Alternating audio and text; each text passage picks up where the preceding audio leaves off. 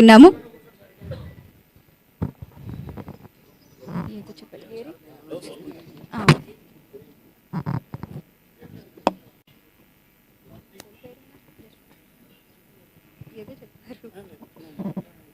నేను భయపడ్డానండి. ఇక్కడ ఏ భరణం ఎవరో అంటారు, నిమిషమే టైం ఇచ్చామని కంగారు పెట్టేసి ఏం మాట్లాడాలో ఏం మాట్లాడలేదో తెలియక కంగారు పడతామని 4 మాటలు రాసుకొచ్చాను, అది చదివేద్దామని. అది చదవడానికి ముందు ఏం మాట్లాడగలనో ప్రయత్నిస్తాను. ఇక్కడ ఎవరు లేరు, భరణలు లేరు కాబట్టి ఇంకా రాలేదు.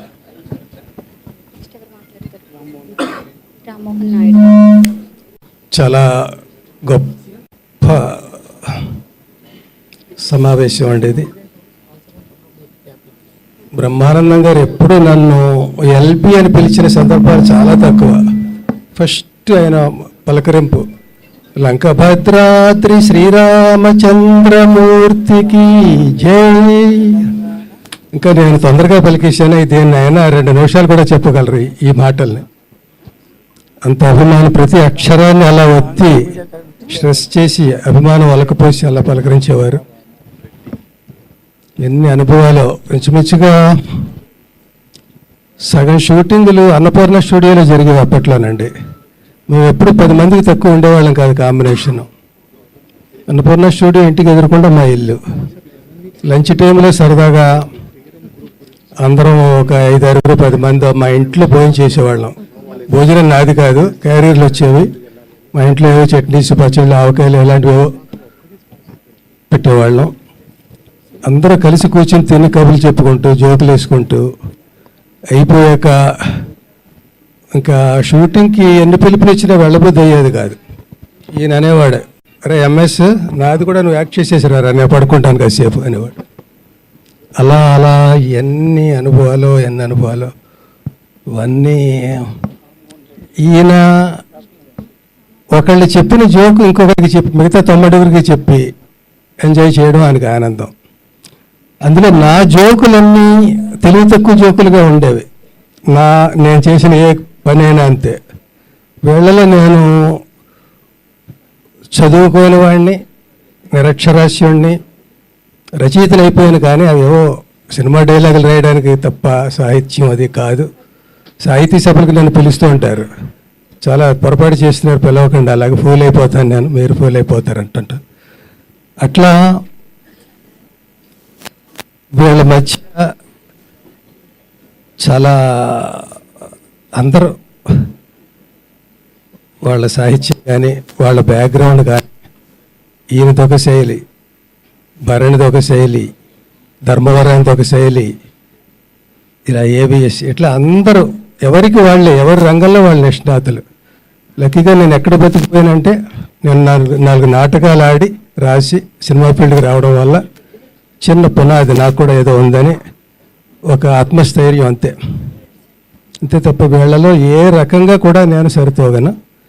ఎక్కువ ఆ సైలెన్స్తో వాళ్ళు మాట్లాడే విని అందులో నేను ఏమైనా ఒక అపప్రిన్సిపు జోకో మాటో అంటే వాళ్ళు నవ్వుకొని, ఆ నవ్వుని నేను నవ్వుకొని అలాగే గడిపిన రోజులు ఎక్కువ అండి.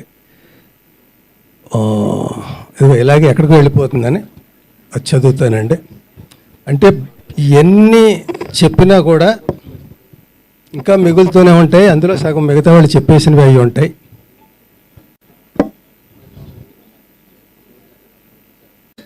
దయచేసి ఎవరు స్క్రిప్ట్ ఇవ్వలేదు, నేనే రాసుకొచ్చాను.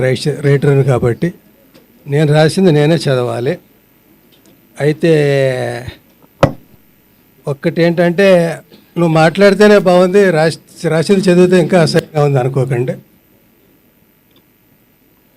అందరికీ నమస్కారం అండి. ఈ మధ్యన ఫంక్షన్స్కి రావాలంటే భయంగా ఉంది. కారు ఆగి దిగుతుండగానే జనం చుట్టుముట్టి వయసు 70 వచ్చి కొంచెం కాళ్ళ నొప్పులు వచ్చి నడకలో చిన్న తేడా వచ్చినా సెల్ ఫోన్స్ గన్స్లా ఎక్కువ పెట్టేసి షూట్ చేసేసి ఈ నటుండి గుర్తుపెట్టారా, చూడండి పాపం ఎలా అయిపోయాడో, నచ్చితే లైక్ చేయండి, కామెంట్ చేయండి, షేర్ చేయండి, నానా బేభత్సం చేసేస్తున్నారు. దెబ్బ తగిలితే రక్తం కారక రసం సాంబార్ కారుద్దా అన్నట్టు 70 ఏళ్ళు వచ్చాక నొప్పులు, కాళ్ళ నొప్పులు, కీళ్ళ నొప్పులు కాక కాన్పు నొప్పులు వస్తాయా?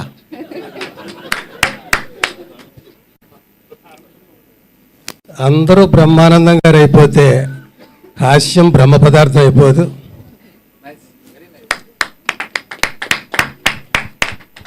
అర్ధ శతాబ్దం, దాదాపు 1500 సినిమాలు. పోటీ నలుగురు మధ్య అయినా, 40 మంది మధ్య అయినా, రాబోయే ఇంకో 80 మంది మధ్య అయినా, తరతరాలతో తలబడిన తరగని చరిష్మా. అది థియేటర్కల్ సినిమా అయినా, ఓటీటీ అయినా, టీవీ అయినా, సెల్ ఫోన్ అయినా, సోషల్ మీడియా అయినా, ఈవెంట్ అయినా, యాడ్ అయినా, మీమ్స్ అయినా, ఏదైనా ఎక్కడ చూసినా ఆయనే ఆయనే.